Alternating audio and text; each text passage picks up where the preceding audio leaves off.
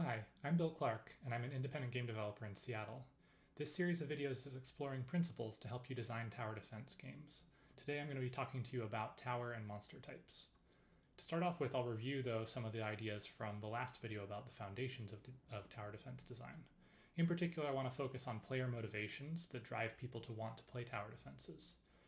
I identified mastery and creativity, which is the idea that the player builds their own defense that shows their mastery and shows their creativity in order to solve the problem put in front of them.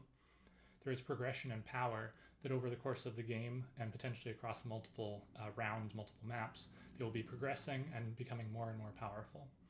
There's complexity and puzzles, which is that there are a lot of interesting stats, interesting explorations in order to solve the puzzles that you present to them. And finally, there's elegance and aesthetics, which is that the defenses that they put together and the way that they interact with the map are elegant and aesthetically pleasing. So let's start off by talking about the basic stats for towers and monsters. For towers, the most obvious one is the amount of damage that is done by a single attack from that tower. There is the number of attacks that are dealt per second, and there is the range of the tower and how far it can shoot. And these are all independent stats, and then there is a dependent stat, which is the cost in order to build that tower. In order for your game to be balanced, you need to tune the cost based upon the relative power of all of the other stats. It's worth noting, as I mentioned in my previous video, that having very high damage for single hits is one of the ways that you can engage with the power motivation for players. It can be very satisfying to do a lot of damage in a single hit. And adjusting the range is a good way to engage with the elegance and aesthetic motivations, because the player then needs to look at that range with respect to the shapes of the map and attempt to find the places where they overlap nicely.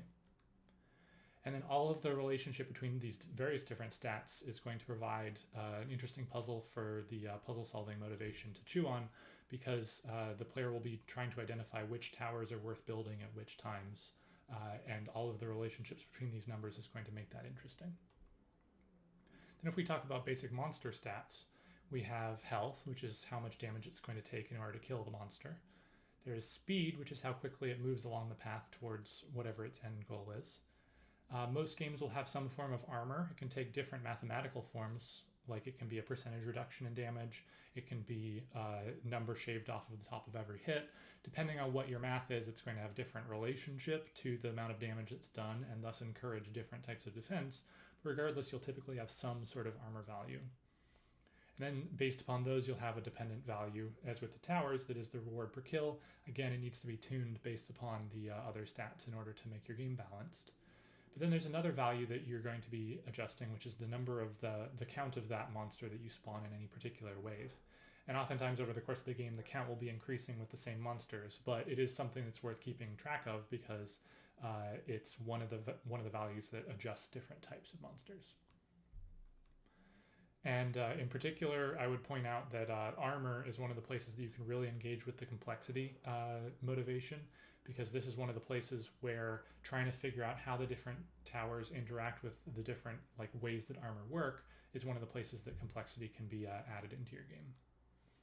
And the power motivation can be really motivated by killing lots of enemies. It's very satisfying to wipe out swaths of enemies in one go. And so this is one of the places where you can engage with that motivation. So let's talk about another aspect of the way I like to think about stats, which is to think about them as little bars with graphs, or bars that you can adjust up and down in terms of the strength of the tower or monster in those various different stats. So for example, for a basic tower, you might say, it's just a little bit below average in all of these stats. And that is then going to lead you to that it's going to be a relatively cheap tower because it doesn't excel in any particular thing. If, however, we think about a traditional sniper tower, those are frequently going to have very long range, very high lethality, and a pretty slow attack. And so maybe you're going to have it cranked all the way up in two of these sliders and pretty far down in the other one. But that's going to lead you typically to needing to have it cost a fair amount of resources. On the flip side, if you decide that you want to have a tower that has high damage and high attack speed, but not incredibly high cost, and that would mean that you would need to crank the range down very, very low. And so this is how you can look at choosing some of the stats and then figuring out how to solve for the other ones in order to make it all work the way that you want it to. Then if I'm looking at monsters in the same way, I might identify a basic monster, again, pretty average in all of its stats, and then I would expect to have relatively average rewards and a number that I would be spawning. But then if I wanted to make a swarm where I am spawning a whole ton of monsters, then in order to not throw my economy out of whack, probably have them not be worth very much, and thus you can get some stats like this. And similarly for a boss, you might say, hey, it's very tough to kill, but it's very slow. I want you to take a long time trying to chew through it and beat it. Well, then it's going to be worth a bunch of money, but you can't really be spawning very many of them. So the point of all of this is just to show that you can actually wind up with a decent variety of different types of towers and monsters just by adjusting these sliders up or down. And so I'd encourage you to think about like what you can do with just the basics. But then the rest of this talk, I'm going to be talking about a bunch of different modifiers that you can have that add more interesting things to your towers or your monsters. But I would encourage you to think about those the same way as those other stats, because any particular modifier is going to have strengths or cooldowns or whatever else, damage amounts. And those can all be thought of as just sliders that you would apply in the same way, so that you would then be needing to adjust the costs or the rewards accordingly based upon the power that those modifiers are giving. So now I'm going to talk about one of the simplest and most common modifiers for towers, which is multi-target towers.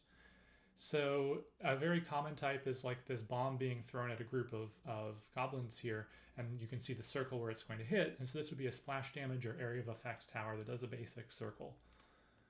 And so there's a very obvious tunable value, which is the size of the AoE, the radius of the circle. But then there's a dependent value, which is the expected target count that is based upon the AoE size, but also based upon a bunch of other variables.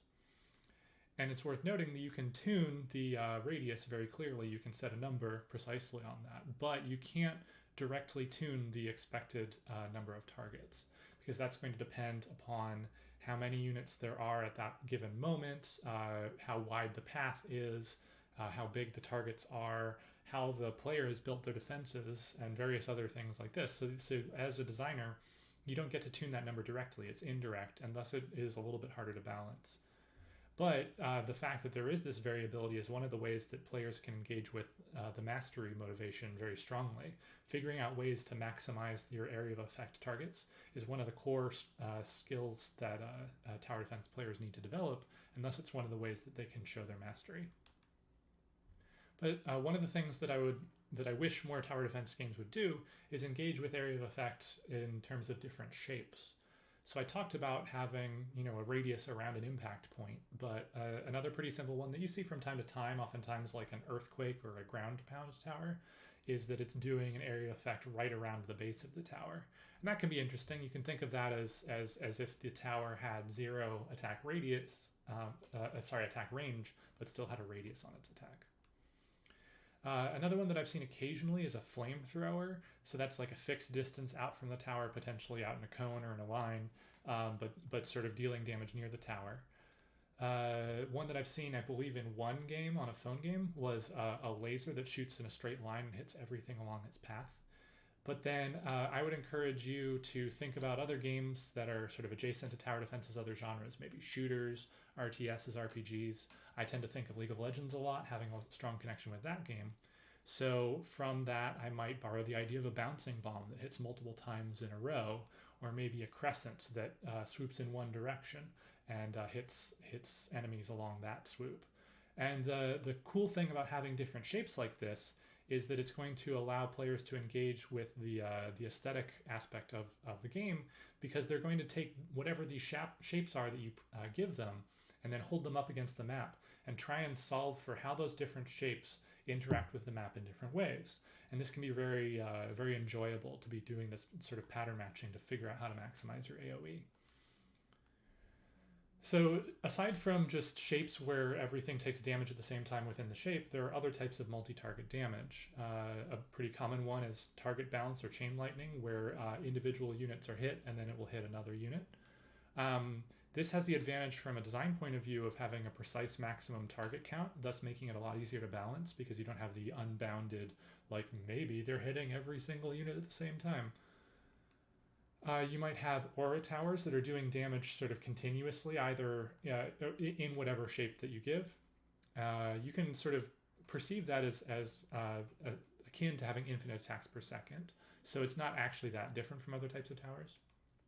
You might have a damage zone where the AoE is being applied not just once, but over a continued period of time. And that's very interesting because it adds the time axis to the optimization problem that the player is engaging with and gives them a new place of mastery and complexity to try to make the damage be hitting the most units over the course of time. And then a very entertaining one is to have monsters explode when they die. This adds a lot of variability because it's unpredictable exactly when the monsters are going to die and has to do with a lot with the rest of how your towers are doing. But it also adds a bunch of excitement of hoping that the monster blows up at the right time. It's worth noting that this modifier can be added on either the monster itself or on a tower that applies a buff to it. But regardless, the Explode on Death modifier is particularly satisfying for the power motivation because it's really drawing a ton of attention to the fact that you're killing the monsters in a very dramatic fashion. Another modifier that's very common on towers is crowd control. So let's talk about why towers should have crowd control. One is to increase the expected target count for splash damage or AoE towers. You can try to group monsters together into a clump that makes them easier to hit for a lot of damage.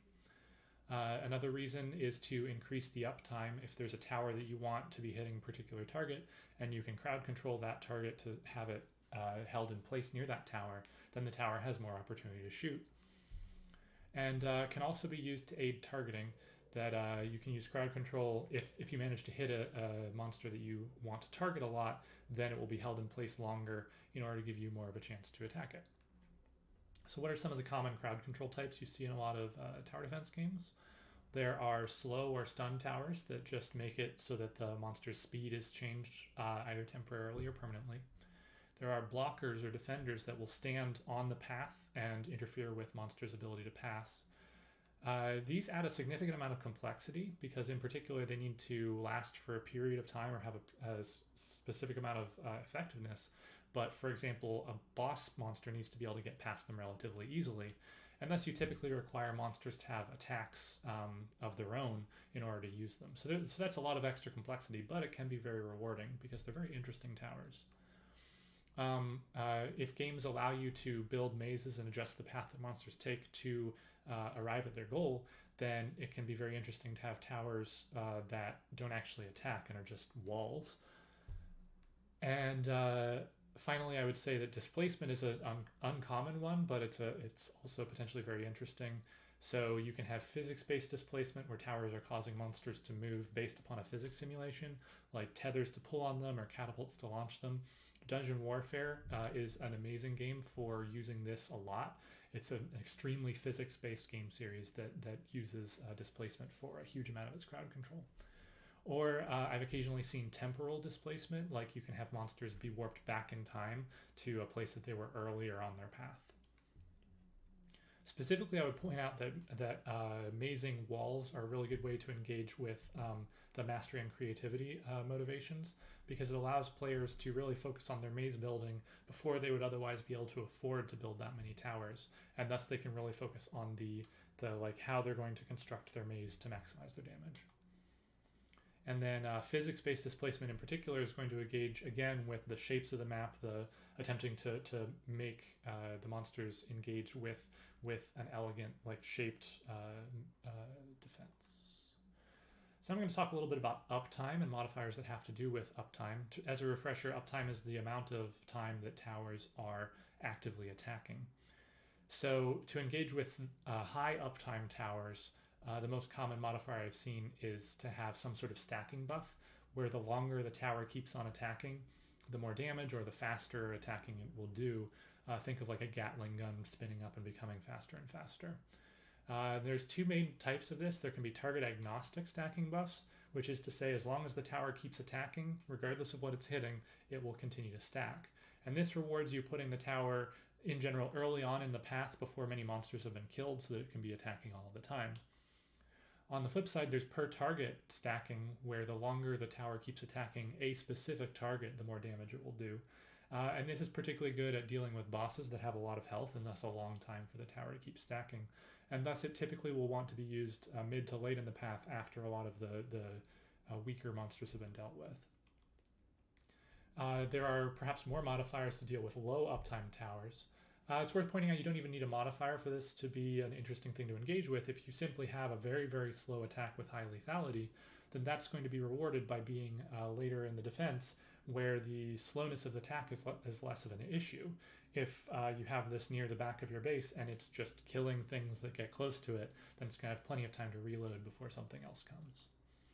Similar to that, you might have a tower that accumulates charges over time, and thus the longer it goes without attacking, the more lethal it becomes. And so this serves two purposes. It can be both an insurance policy to deal with anything that makes it through the rest of your defenses, but it's also a reward for not leaking anything towards the back of your base.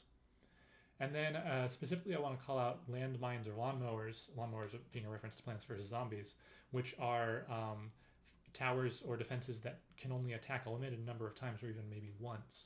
And these in particular are going to serve as like a single-use savior that's going to stop you from leaking at the last minute.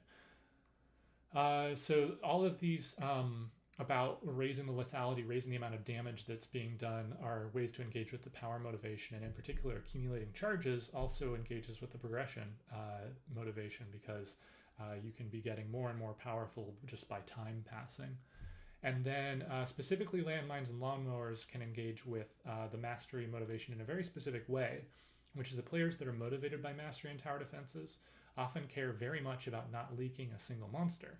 And thus having these single-use saviors that are going to prevent, that one monster that might have gotten away from getting through your defenses can help mastery players feel good about the fact that they didn't leak. Now I'm going to talk about a variety of, like a shotgun of unique modifiers that you might see in games. Extremely common one is flying units. So flying units, in general, they ignore the normal path and thus and head straight to your base, and thus they have low target availability. You have limited opportunities to deal with them and to deal damage before they arrive. And thus they serve as an extreme test of whether your maze can target correctly and hit targets that are higher risk. And since they are such an extreme test, it is very common for games to have specific anti-air towers that are going to deal with any flying units. However, you need to make sure that they're going to actually target the flyers in some fashion. So perhaps you have towers that can only hit flying units, or maybe towers that, if there are any flying units, will specifically choose to target them. But regardless, you need to give some way for players to be able to deal with flying units, that they don't just get screwed by the fact that their maze is occupied with dealing with other units. Damage over time is a very common tower type. Basically, because the damage doesn't come in immediately, you have an increased risk of wasting damage, because there might be enough poison or burn or bleeding or whatever you want to call it on a monster that would kill it, but the monster isn't dead yet, and thus your towers are still attacking it. And as a result, as a trade-off for this risk of wasted damage, one of the things that damage over time towers oftentimes do is bypass armor. There isn't like a specific design reason for this necessarily, but it's very intuitively clear. If you think about poisoning a medieval soldier that's wearing a lot of armor, it's still effective. And so this is a way that you can engage with adding some new complexity to your game in a way that players will understand easily. And then also, because of the increased risk of wasted damage, damage over time towers will oftentimes be tuned to have a higher damage per cost than a tower that did the damage instantaneously. And so that's how the sort of the trade-offs can play out with damage over time towers. Elemental resistance is a common way to engage and add complexity into a game. Basically, if you have sort of a rock, paper, scissors, or a Pokemon style, like water beats fire, fire beats plant, or whatever, then it's a way that you can add complexity to your game with potentially intuitive theming, where players can think about the way that the world actually works and hopefully be able to understand what's going on.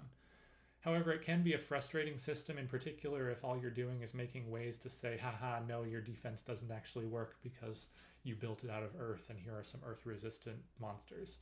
So it's very important as a designer to figure out ways to make this interesting and have the theming like engage with the puzzle solving in some creative ways and not just be another number that you're throwing at players. So here I give the example of an AoE tower that is earth-based, and then a swarm of earth-resistant monsters is a way where a player could have built good swarm defenses, but then be told that they don't work because of elements. But regardless, as I said, this is a good way to add complexity if you make it feel worthwhile. So it's something to consider. Resource-producing towers are another type. They allow players to sacrifice power right now for making it so that they have more resources in the future.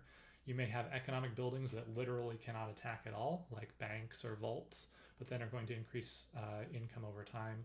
Or there may be towers that drain resources. For example, Gemcraft has orange gems that drain mana from every monster that they hit. But regardless, this is a way for players to be able to say, hey, I'm good now, I trust that my defenses are good enough, and I'm going to be investing in the future. And so this is a way to engage with the resource management challenge and allow players to express their mastery over identifying when they have enough defenses. Experience points are another way to add an interesting modifier to towers. Some games will have every tower be able to gain experience points, whereas other games will have specific ones do something like experience points. It's worth noting it doesn't actually need to be, RPG, XP, and levels and all that. You can have various other manifestations of this, but the basic idea is just a tower that gets stronger over time without you investing any other resources into it. And this could be per action. Every time the tower attacks, it gains some experience points, and that's going to reward the tower having high uptime. Or it may be per kill. Whichever tower kills the unit is then the one that's going to get the reward. This can be interesting. It provides a positive feedback loop in that the tower that is most powerful then is most likely to get the kill and thus become even more powerful, which is interesting but also potentially dangerous. It adds a lot of complexity to the build order because the player is going to need to think about which towers do I place earliest to get the easy early kills in order to be powered up for the late game. But regardless, experience points are a good way to engage with the progression motivation because it's another way for towers to progressively get better over time. I'm going to talk a little bit about monster abilities, and I apparently didn't animate this slide correctly. Monsters might have various RPG-style abilities. So things like healing or dashes or stealth, shields, maybe splitting into multiple different monsters. Regardless, there's not a huge amount to say about these aside from the fact that they're just ways to add new puzzle elements for players to engage with. But I would encourage you, again, look at other games, think about ways that monsters or even players engage and have their abilities, and consider applying that to your monsters. So now I'm going to talk a little bit over what we covered today. I talked about the basic tower stats, that you have damage per hit, attacks per second, and range that are independent, and then the cost that needs to be solved dependently in order to make your towers be balanced. And similarly, monsters have health, speed, and armor that then needs to be solved for the reward per kill, and then you can adjust the count that spawn in any particular wave. And then I talked about a bunch of different modifiers. Multi-target towers that can deal with swarms of enemies, crowd control that helps you with targeting and increasing uptime and grouping monsters together. There are various uptime interactions where towers prefer to be attacking a lot or attacking rarely. There are flyers and the corresponding anti-air towers and how you need to balance those against each other. There's damage over time that increases the risk of you wasting damage but then can be offset by having other strengths. Elemental resistance as a way to add complexity to your game that hopefully hooks on to some intuitive sense about how the world works. Resource producing towers that allow players to invest in future resources. Experience points that reward towers over time for continuing to attack. And a bunch of monster abilities that you can base upon other role-playing games. So a challenge to you, as in my last video, I'm going to have a quote here from Jesse Schell's The Art of Game Design. And this quote is the lens number 32, the lens of meaningful choices. And I chose this one because tower types and how they interact with monster types are one of the key choices that you present with players in a tower defense game. So you can ask yourself, what choices am I asking the player to make? Are they meaningful, and how? Am I giving the player the right number of choices? Would more make them feel more powerful? Would less make the game clearer? And are there any dominant strategies in my game? So these are all good questions to ask yourself as you think about designing tower types and monster types for your game. Thanks for listening. Down in the comments for this video, you're going to see links to my other videos about tower defenses. You'll see a link to my blog and my Discord where I talk about game development, as well as a Reddit thread on which you can discuss this video. I'd love to hear your feedback, any questions you have, and any suggestions of ideas you'd like to hear me talk about in future videos. Thanks for watching. Bye.